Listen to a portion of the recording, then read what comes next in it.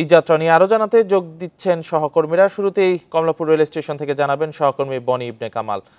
বনি, কমলাপুর রেল স্টেশনে যাত্রীদের আনাগোনা কেমন দেখছেন? আর এবার বেশিরভাগ টিকিটই অনলাইনে বিক্রি হয়েছে, তো সার্বিকভাবে সুষ্ঠুভাবে প্রক্রিয়াটি সম্পন্ন হচ্ছে কিনা কি দেখছেন?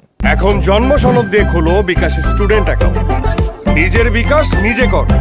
রাকিব, আমরা বুধবার থেকে আসলে ট্রেনের প্রথম ঈদ যাত্রা কিন্তু দেখেছি এবং তখন কিছুটা শিডিউল বিপর্যয় নিয়ে ঝামেলা ছিল এবং শিডিউল বিপর্যয় নিয়ে অভিযোগ ছিল।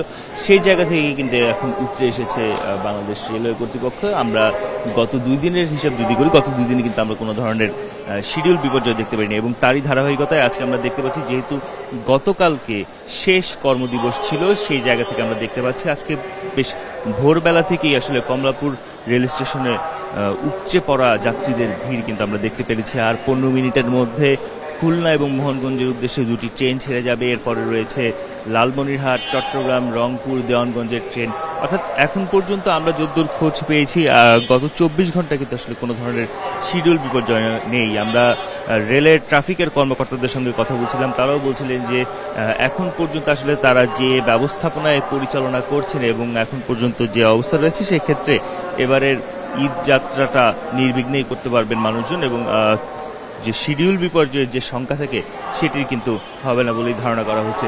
আপনি জানেন যে এই ঈদ উপলক্ষে কিন্তু ঈদ স্পেশাল ট্রেনও চালু করা হয়েছে এবং সেই জায়গাগুলো তো আসলে আমরা দেখতে পেয়েছি যে মানুষের যে চাহিদা সেটা পূরণে অনেকটাই সফল হয়েছে এবং অনলাইনে টিকিট বিক্রির কারণে টিকিট কালোবাজারি অনেকটাই রোধ করা গেছে বলে কিন্তু যাত্রীরাও মনে করছেন বা যাত্রীরাও কিন্তু এমন কথা বলছেন। আমরা যাত্রীদের সঙ্গে কথা বলছিলাম, তারা বলছিলেন যে টিকিট পেতে আসলে যেহেতু একটু অনলাইনের ক্ষেত্রে কিছুটা মাঝে মধ্যে হালকা ভোগান্তির শিকার হতে হয়, তবে এর ফলে কালোবাজারিটা কিছুটা হলেও রোধ হয়েছে এবং টিকিট পাওয়ার যে দীর্ঘসূত্রিতা সেটাও কিন্তু বন্ধ হয়েছে এবং সুনির্দিষ্টভাবে আসলে টিকিট কাটতে পারছেন, সেই জায়গাটাতে আসলে সন্তুষ্টি রয়েছে।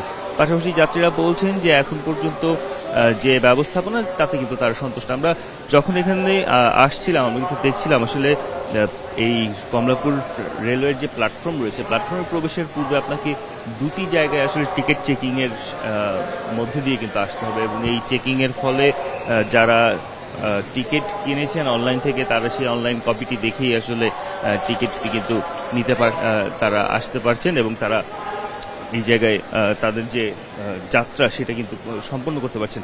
এখন পর্যন্ত আমরা যদি বলি আসলে ট্রেনের যাত্রার ক্ষেত্রে কোনো ভোগান্তির চিত্র কিন্তু নেই বললেই চলে।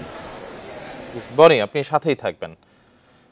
এবার মহাখালী বাস টার্মিনাল থেকে আরো জানাতে যোগ দিয়েছেন সহকর্মী আদিলুর রহমান। আদিলুর, মহাখালীতে ট্রেনের মতোই বাসেও যাত্রীদের চাপ নিশ্চয়ই বাড়ার কথা এবং লম্বা বাসের সারি দেখা যাচ্ছিল মহাখালী বাস টার্মিনালে, এখন সার্বিক চিত্র কেমন দেখছেন?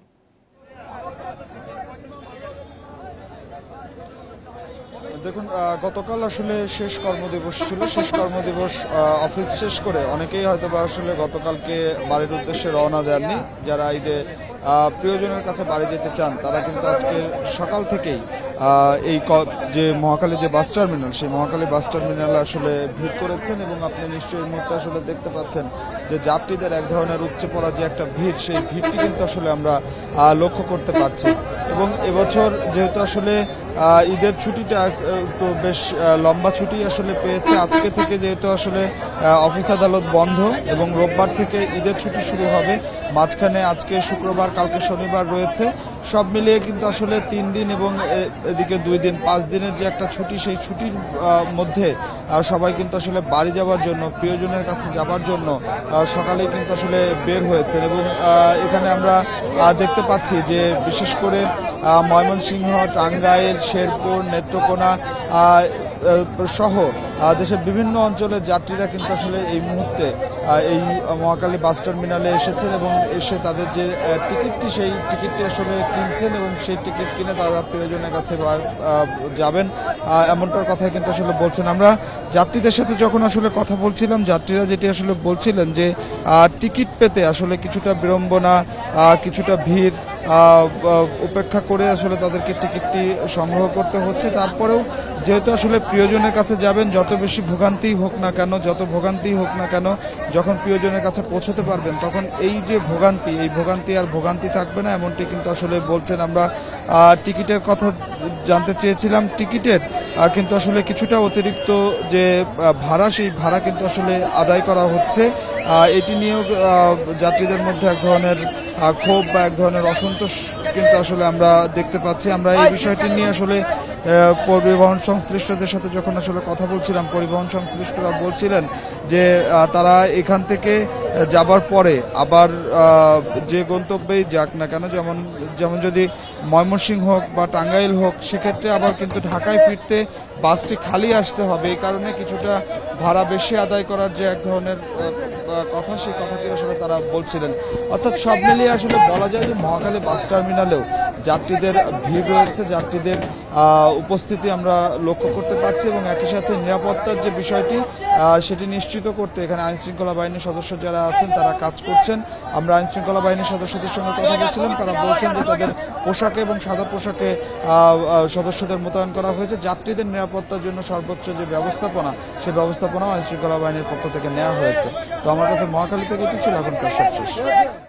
কল্যাণপুর রেল স্টেশন ও মহাখালী বাস টার্মিনাল থেকে এই যাত্রার খবর নিয়ে জানাচ্ছিলেন আমাদের সহকর্মীরা।